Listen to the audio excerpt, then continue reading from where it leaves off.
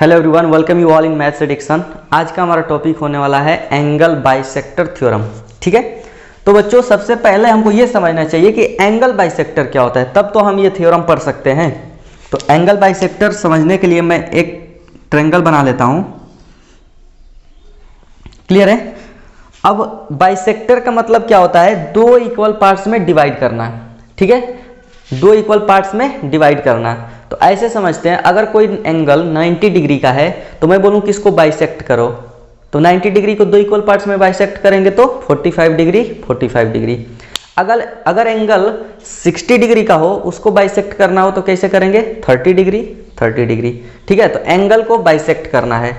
तो मैं इस एंगल को ले लेता हूं। अब ये बात होती है बच्चों, ये वाला जो एंगल है, इस ट्रायंगल का कौन सा एंगल है, तो ये ट्रायंगल के अंदर पड़ रहा है, इसलिए इसको बोलेंगे कौन सा एंगल, इंटीरियर एंगल। क्लियर? अब हम इसको चाहे तो बाइसेक्ट कर सकते हैं। तो ये लाइन है जो इसको बाइसेक्ट कर रही है, जितना ये होगा उतना ही ये होगा, दो इक्वल पार्ट्स में डिवाइड कर गई। तो इसको बोलते हैं बच्चों एंगल बाइसेक्टर। जो ये लाइन इन दोनों को डिवाइड कर रही है उसको बोलते हैं एंगल बाइसेक्टर। हम चाहें तो इस लाइन को आगे भी बढ़ा सकते हैं इस तरीके से। तो ये वाला एंगल जो होगा बच्चों, वो क्या होगा, इस एंगल का एक्सटर्नल एंगल हो गया, यानी इस ट्रायंगल का क्या हुआ, एक्सटर्नल एंगल हो गया। अगर इस ट्रायंगल के एक्सटर्नल एंगल को दो इक्वल पार्ट्स में डिवाइड कर देंगे तो ये हो जाएगा एक्सटर्नल बाइसेक्टर। तो ये मान लेते हैं कि दो इक्वल पार्ट्स में डिवाइड हो गया। ठीक है, जितना ये होगा उतना ये होगा।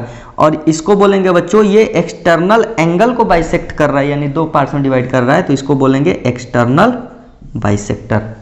तो जब अंदर से बाइसेक्ट करेगा तो उसको इंटरनल एंगल बाइसेक्टर बोलते हैं, जब बाहर से बाइसेक्ट करेगा तो उसको एक्सटर्नल एंगल बाइसेक्टर बोलते हैं। ठीक, अब उन्हीं पे थ्योरम है, उसको हम देख लेते हैं, अगर आपको ये चीज समझ में आ गई हो तो।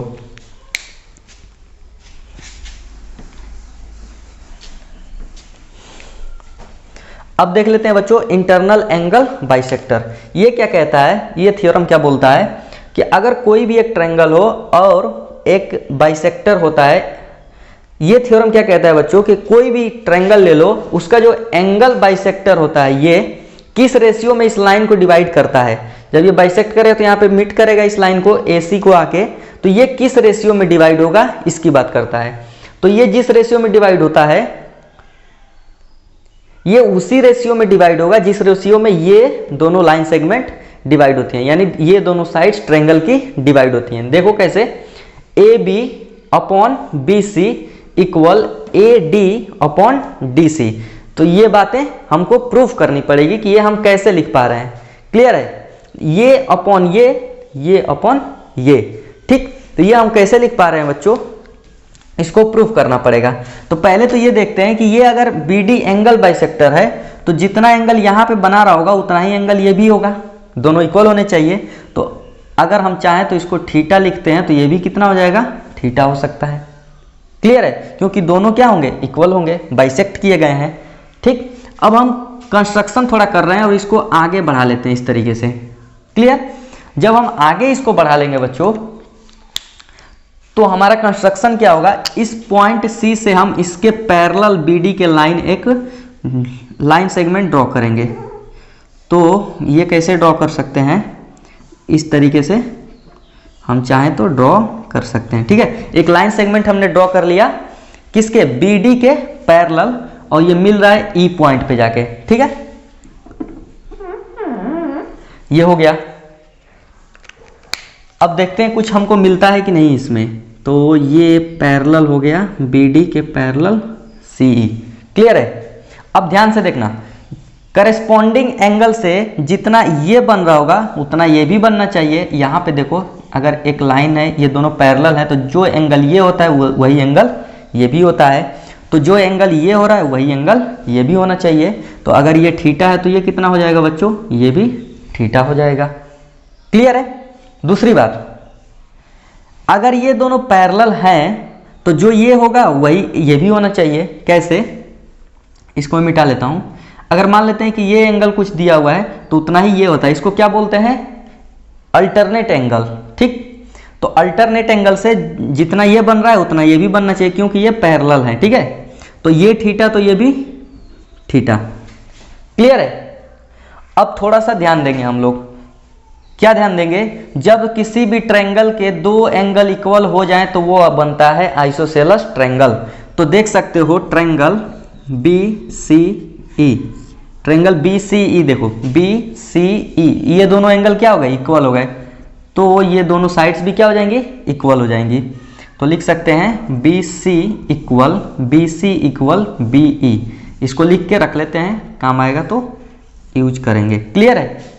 दूसरा चीज क्या देखते हैं बच्चों इसमें, इस ट्रायंगल को देखो, triangle A C E, triangle A सी ई, क्या देखने को मिल रहा है, इस पूरे ट्रायंगल में हमको ये दो लाइन पैरेलल दिख गई, और जब पैरेलल दिख गई तो थेल्स थ्योरम लगा सकते हैं। तो थेल्स थ्योरम लगा देते हैं। थेल्स थ्योरम लगाएंगे तो क्या बोलेगा बच्चों, A B upon B E equal, A B upon B equal क्या लिखेंगे, A D upon D C. जिस रेशियो में इधर जाते हैं उसी रेशियो में इधर भी लिखते हैं, तो लिख सकते हैं A D upon D C. Clear है। अब थोड़ा सा देख लो, बी के इक्वल क्या है, बी सी है, यानी कि इसके प्लेस पे हम चाहें तो ये भी लिख सकते हैं, और हम प्रूव भी कर दें कि ये दोनों इक्वल हैं। तो हम लिख रहे हैं ए बी अपॉन बी के प्लेस पे लिखेंगे B C equal A D upon D C, और आप देख सकते हो कि हमने प्रूव कर दिया ये। क्लियर है। तो इंटरनल एंगल बाइसेक्टर की प्रूविंग ये थी। ठीक है। अब देख लेते हैं एक्सटर्नल एंगल बाइसेक्टर की कैसे प्रूविंग करेंगे हम लोग।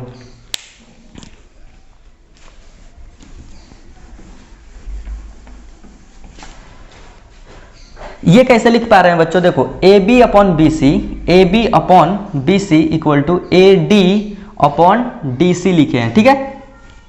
इसको समझना चाहते हो तो ऐसे समझो, मान लो कि हम क्या कर रहे हैं, इस पॉइंट डी को क्या कर रहे हैं, खींच के क्या कर रहे हैं, बाहर ला रहे हैं। तो देखो खींच के अगर इस पॉइंट डी को बाहर ला देंगे तो यहां पे चला आएगा।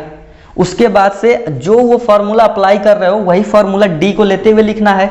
तो लिखो A B upon B C, उसमें लिखा है, लिख दिया इसमें भी ए बी अपॉन बी सी।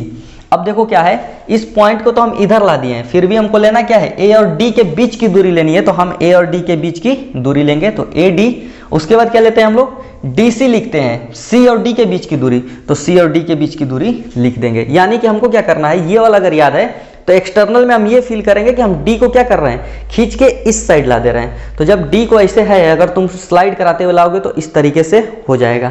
तो तुम्हारा जो पॉइंट है वो डी मूव कर रहा है, लेकिन तुम हमेशा क्या करोगे, ए और डी के बीच में देखोगे, डी और सी के बीच में देखोगे, चाहे वो पॉइंट यहाँ पे पड़ा हो चाहे वो पॉइंट यहाँ पे पड़ा हो। लेकिन फिर भी अब इसको प्रूफ कर लेते हैं कि ये कैसे हो गया। क्लियर है। इसको प्रूफ करना बहुत ईजी है। हम इस बार क्या कर रहे हैं बच्चों, इस एंगल को बाइसेक्ट किए हुए हैं। जब इस एंगल को बाइसेक्ट करेंगे तो अगर ये एंगल थीटा है तो ये भी एंगल क्या होना चाहिए, थीटा होना चाहिए। क्यों होना चाहिए, क्योंकि बाइसेक्टर है बी डी। क्लियर है। इतना कंप्लीट होता है। अब क्या करेंगे, देखो लगाना तो हमको थेल्स थ्योरम है, क्योंकि वही पढ़े भी हैं अभी तक। तो हमको चाहिए कि अगर कोई लाइन पैरेलल मिल जाए इसमें ट्रायंगल में तो हम लगा देंगे थेल्स थ्योरम। तो हमको करना होगा बच्चों यहाँ पे एक कंस्ट्रक्शन, और वो कंस्ट्रक्शन क्या होगा, हम ड्रॉ करेंगे BD के पैरेलल एक लाइन। तो BD के पैरेलल हम एक लाइन ड्रॉ करने वाले हैं इस तरीके से। चलो तो हम BD के पैरेलल एक लाइन ड्रॉ कर लेते हैं। ये क्या हुआ, BD के पैरेलल एक लाइन हमने ड्रॉ किया। क्लियर है। तो ये बोलते हैं इसको E। ठीक। अब ये दोनों चीजें पैरेलल हो गई हैं, तो जो ये एंगल देख रहे हैं बच्चों, क्या वही एंगल ये होगा, बिल्कुल होगा, क्योंकि ये लाइन और ये लाइन पैरेलल है, तो करेस्पॉन्डिंग एंगल से ये भी थीटा हो जाएगा। ठीक है। ये वाला पॉइंट देखते हैं, और ये जितना बन रहा है उतना ये बनेगा, और ये हो जाएगा अल्टरनेट एंगल से इक्वल। क्लियर। जितना ये था उतना ये क्यों हुआ, करेस्पॉन्डिंग एंगल से, और ये इक्वल टू ये क्यों हुआ, अल्टरनेट एंगल से। ठीक। अब लिख लेते हैं बच्चों, इस ट्रायंगल को देखो, ट्रायंगल BCE, ट्रायंगल BCE में क्या हमको दिख रहा है कि ये दोनों एंगल क्या हैं, इक्वल हैं। तो ये दोनों साइड क्या हो जाएंगी फिर, इक्वल, क्योंकि आइसोसेलेस ट्रायंगल बनेगा। तो लिख लो यहाँ पे BE इक्वल BC, ये लिख लेते हैं, काम आएगा तो यूज करेंगे। ठीक है। अब ये दोनों चीजें जब पैरेलल हैं, कौन से ट्रायंगल में पैरेलल हैं? ए बी डी, लिख लें ट्रायंगल ए बी डी। तो जब पैरेलल दिख गया बच्चों दो लाइन, तो हम लगा सकते हैं थेल्स थ्योरम। थेल्स थ्योरम लगाएंगे तो क्या लिखेंगे? देखो इस तरीके से लेना है हमको कि ए और डी दोनों आ जाए। तो हम इस बार क्या करेंगे बच्चों, पूरा ले लेंगे, ये पूरा एक साथ लेंगे, तो लिखेंगे ए बी। ठीक है, पहले ये लेंगे फिर बाद में ये लेंगे, तो A B upon B E. ध्यान से देखना थेल्स थ्योरम में क्या लिख रहे हैं, पहले ये ले लिए फिर ये ले लिए, तो इधर भी क्या करना पड़ेगा, पहले पूरा लेंगे और फिर ये लेंगे। जिस रेशियो में इधर लेते हैं उसी रेशियो में इस साइड भी ले लेंगे। तो इस बार इधर ले लेंगे ए डी अपॉन, अब ये ले लेंगे सी डी। क्लियर? लेकिन हमको क्या लिखना है बच्चों, बीई और बीसी इक्वल हैं, तो बीई की जगह पे हम क्या लिख सकते हैं, बीसी लिख सकते हैं। तो लिखेंगे A B upon B C equal A D upon C D, और यही हमको प्रूफ करना था एक्सटर्नल एंगल बाइसेक्टर में। क्लियर है? अगर आपने ये नोट कर लिया तो हम चलते हैं अब कुछ क्वेश्चंस जो इन्हीं कंसेप्ट पे बेस्ड होंगे। चलिए बच्चों देख लेते हैं इस क्वेश्चन को। कह रहा है question, AD is the bisector of angle B A C. इस ट्रायंगल में एडी क्या है, बाइसेक्टर है, किसका, बी ए सी की, यानी इस एंगल का बाइसेक्टर है। तो जो ये एंगल होगा वही वाला ये भी एंगल हो जाएगा, हाफ कर दिया होगा एडी उसको। ठीक, ए बी की वैल्यू 10 सेंटीमीटर दिया है, तो लिखते जाते हैं ए बी की वैल्यू 10 सेंटीमीटर, ए सी की वैल्यू 14 सेंटीमीटर, एंड BC की वैल्यू क्या है, इसकी पूरी वैल्यू है बच्चों 6 सेंटीमीटर, तो ये भी लिख लेते हैं 6 सेंटीमीटर। क्लियर है? कह रहा है BD और DC क्या होगा ये बताओ, BD एंड DC क्या होगा ये बताओ। क्लियर? तो सपोज BD की जो वैल्यू होगी वो x होगी, ध्यान से देखना, BD की वैल्यू क्या होगी, x मान लेते हैं। तो DC की क्या होनी चाहिए, पूरा 6 है, ये वाला हम x मान लिए, तो ये 6 माइनस x हो जाएगा, तो ये वाला हो जाएगा 6 माइनस एक्स। अब बच्चों ये वाला लाइन जो है बाइसेक्ट कर रहा है, तो हमको लगाना पड़ेगा इंटरनल एंगल बाइसेक्टर। और वो क्या कहता है, अगर ये AD बाइसेक्टर है इसके इंटरनल एंगल का, तो इंटरनल एंगल बाइसेक्टर कहता है AB अपॉन AC, यानी कि इस साइड वाला और उस साइड वाला, AB upon AC equal BD upon DC होता है। तो इसको हम लिख लेंगे A B upon A C equal to B D upon D C. अब वैल्यू पुट कर लो, ए बी की वैल्यू क्या दी हुई है 10 है, ए सी की वैल्यू क्या है 14, बी डी की वैल्यू क्या है x, और इसकी वैल्यू 6 माइनस एक्स, ये हो जाएगा 5, ये हो जाएगा 7, क्रॉस मल्टीप्लाई करेंगे 5 6 के 30 minus 5x equal to 7x, ये उधर जाएगा हो जाएगा 12x इक्वल टू 30। तो x इक्वल टू बच्चों 30 अपॉन 12 किससे कटेगा, 3 चौके 12 और 3 दाम में 10, 4 दूनी 8, 2 4 5 20 सेंटीमीटर। x किसकी वैल्यू थी बच्चों, BD की, तो BD की वैल्यू क्या निकल के आई 2.5 सेंटीमीटर। तो DC की वैल्यू क्या निकलेगी बच्चों 3.5 सेंटीमीटर। क्लियर है? तो ये रहा हमारा आंसर इस क्वेश्चन का। उम्मीद करता हूं आपको ये क्वेश्चन समझ में आया होगा। अब चलते हैं नेक्स्ट क्वेश्चन की तरफ। ये क्वेश्चन क्या कह रहा है ये देखते हैं। कह रहा है AD is a median of triangle ABC।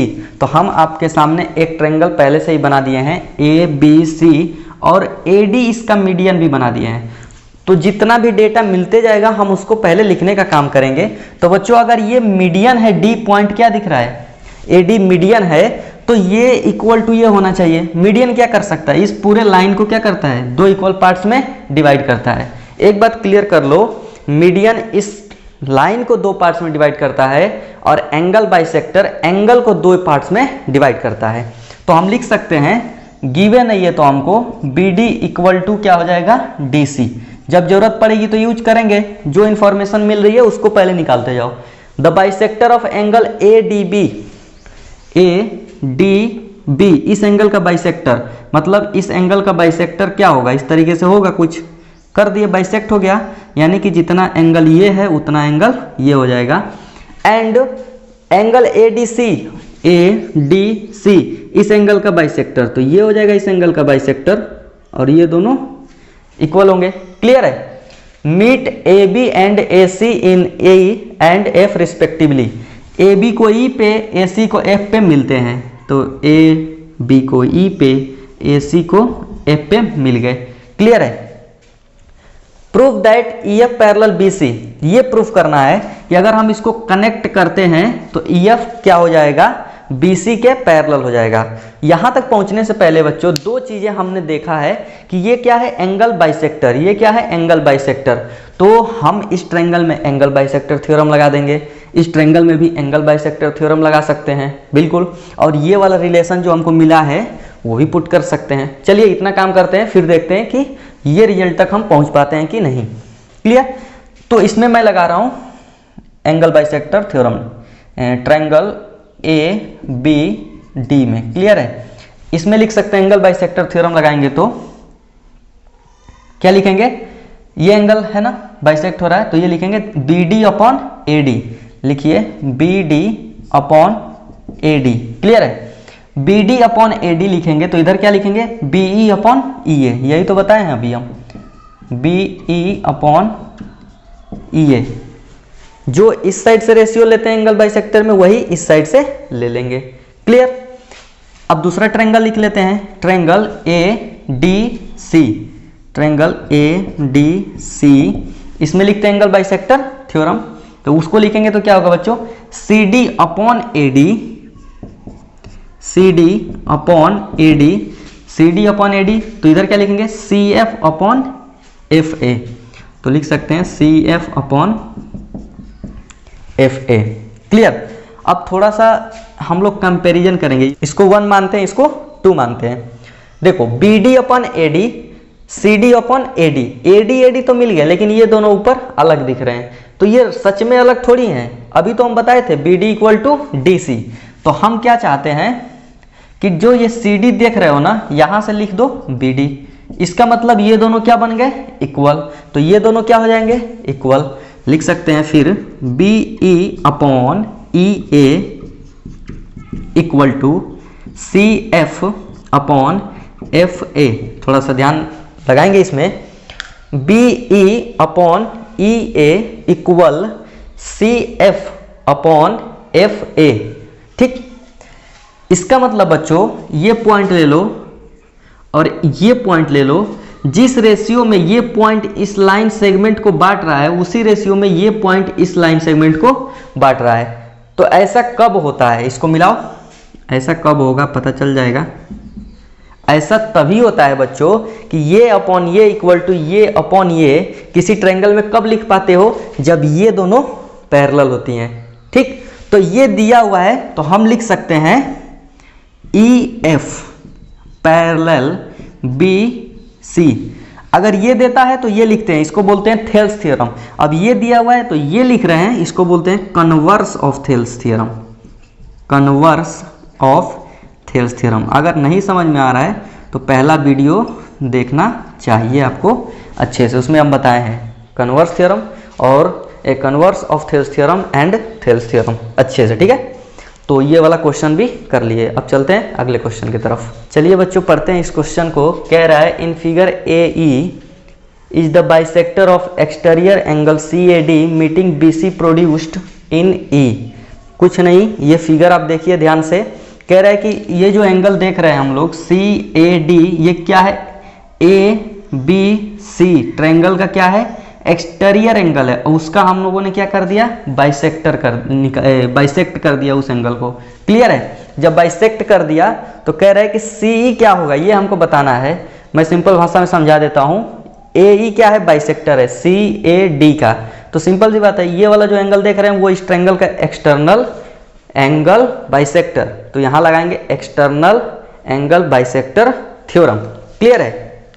पहले नोट कर लेते हैं जो कुछ भी है। ए बी की वैल्यू क्या है, 10 सेंटीमीटर लिख लेते हैं। और क्या दिया हुआ है, ए सी की वैल्यू 6 सेंटीमीटर, वो भी लिख लेते हैं, ये रहा 6 सेंटीमीटर।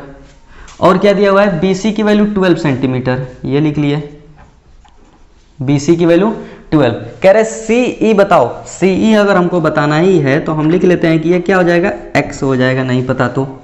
क्लियर है।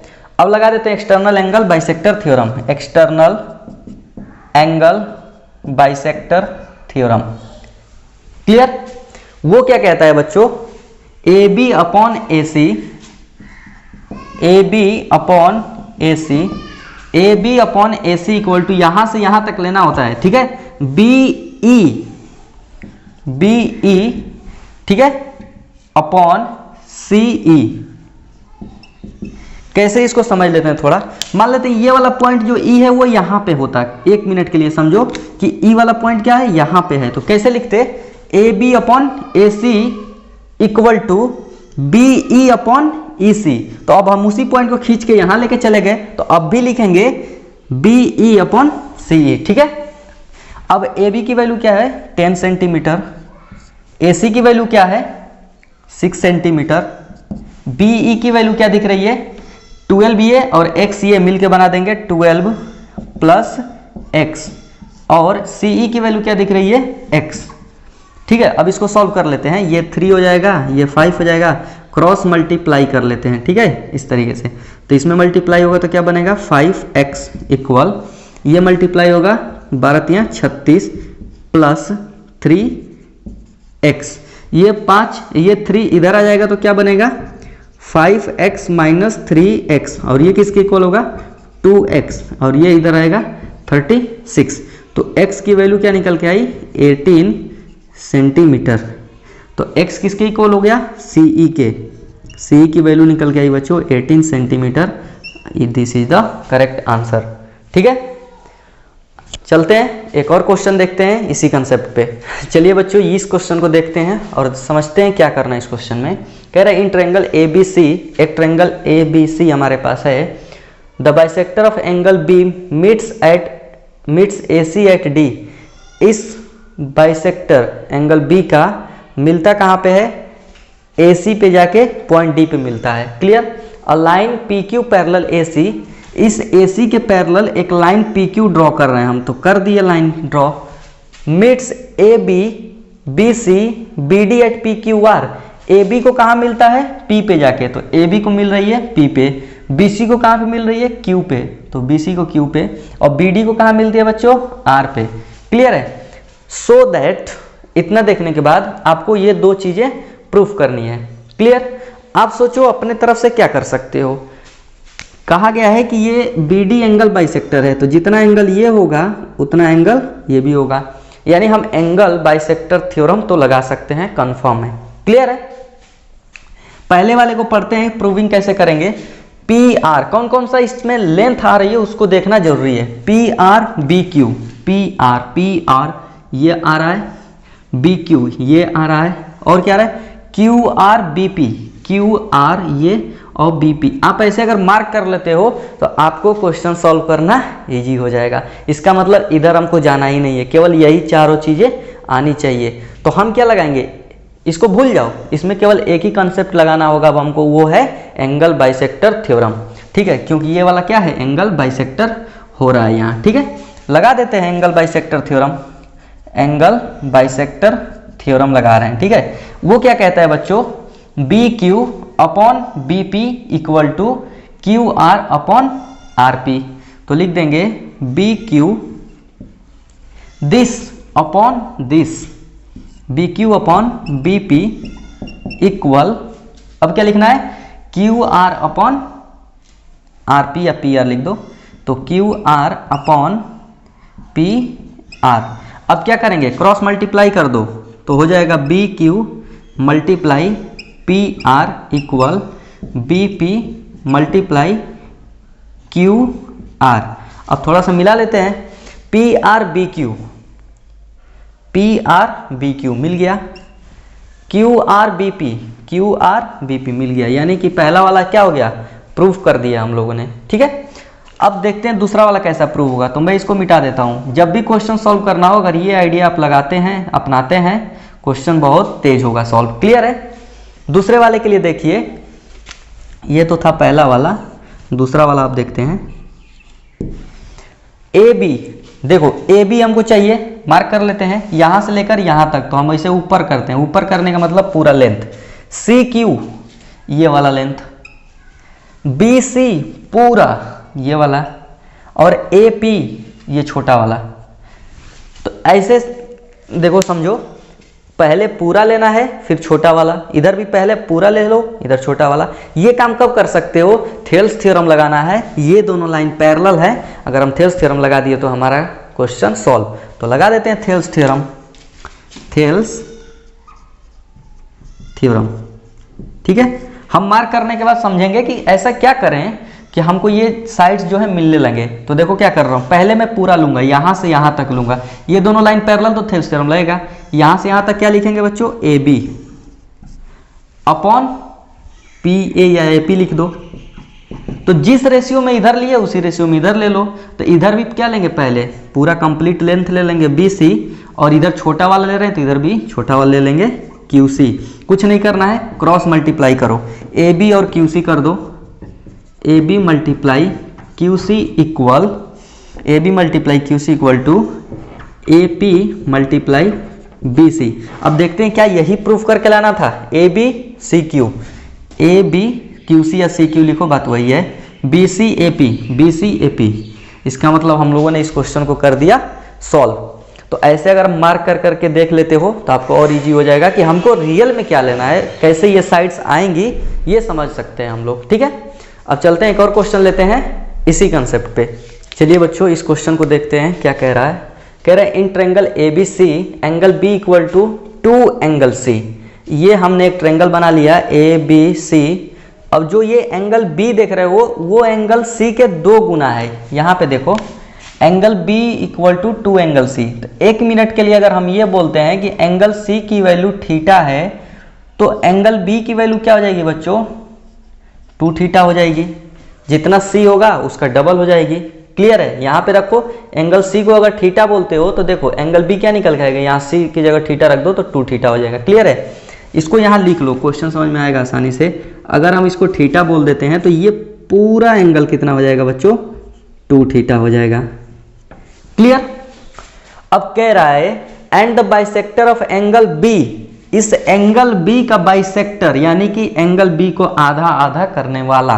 तो ये पूरा 2 थीटा है बच्चों, तो ये बाइसेक्टर क्या कर देगा, इसको और इसको क्या कर देगा, इसको बना देगा थीटा और इसको भी बना देगा थीटा, तभी तो ये दोनों मिलके 2 थीटा बनाएंगे। क्लियर। कहां पे मिलता है बच्चों, डी पॉइंट पे मिलता है, एसी, एसी पे जाके पॉइंट डी पे मिल रहा है किसका, इस एंगल बी का बाइसेक्टर। प्रूव दैट, ये वाला होगा। अब ये वाला होगा तो मार्क कर लेते हैं, बी डी, बी डी कहां दिख रहा है, बी डी ये वाला लेना है, डी ए ये वाला लेना है, बी सी ये वाला लेना है और बी ए ये वाला लेना है। इसको हमको नहीं लेना है, ये ध्यान में रखो, ठीक है। फिर भी क्या कर सकते हैं ये देखते हैं। एक बात तो कंफर्म है, क्या कंफर्म है, ध्यान देना।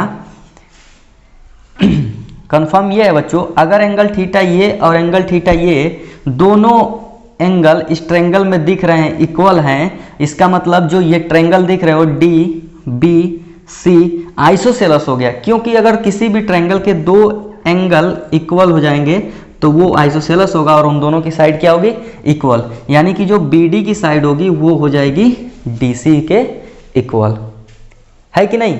जितना ये होगा उतना ये होगा, तभी तो ये दोनों एंगल इक्वल हो जाएंगे। अब क्या करते हैं बच्चों, एंगल बाइसेक्टर थ्योरम लगाएंगे। तो इस पे एंगल बाइसेक्टर थ्योरम लगा देते हैं, लगाते हैं एंगल बाइसेक्टर थ्योरम। क्या लिख सकते हैं, दिस अपॉन दिस, ठीक है। जहां से एंगल बाइसेक्ट हो रहा है वो साइड और ये वाली साइड दोनों लेते हैं। तो लिखेंगे बच्चों A B upon B C equal, ये अपॉन ये लिखेंगे तो इधर से भी लिखेंगे, ये अपॉन ये, A D upon D C लिख लेते हैं, A D upon D C. Proof क्या करना है, B D upon D equal to B C upon B A, ठीक है। तो ये तो सही है, पलट दो इसको, हो जाएगा वही बात। यहां लिख सकते हैं बी सी, इसको ऊपर लिख दे रहे हैं, इसको नीचे लिख दे रहे हैं, बी ए। तो जब इधर पलट देंगे तो इधर भी पलट सकते हैं, D C upon D A लिख सकते हैं, कोई बात नहीं, कर लिए, ठीक है। अब थोड़ा सा ध्यान देंगे, हम क्या बोले हैं, DC और BD तो इक्वल है, तो हम चाहें तो DC के जगह पे BD भी लिख सकते हैं। और ये रहा हमारा प्रूफ। देखो अब पढ़ो, BD अपन DA इक्वल BC अपन BA। जो ये बात कह रहा है वो ये भी बात कह रहा है, इसका मतलब हमने प्रूफ कर दिया इस क्वेश्चन को भी। क्लियर है? तो आज के लिए इतना ही एंगल बाइसेक्टर थ्योरम में। मिलते हैं नेक्स्ट क्लास में और वहाँ पे देखेंगे सिमिलरिटी का कंसेप्ट।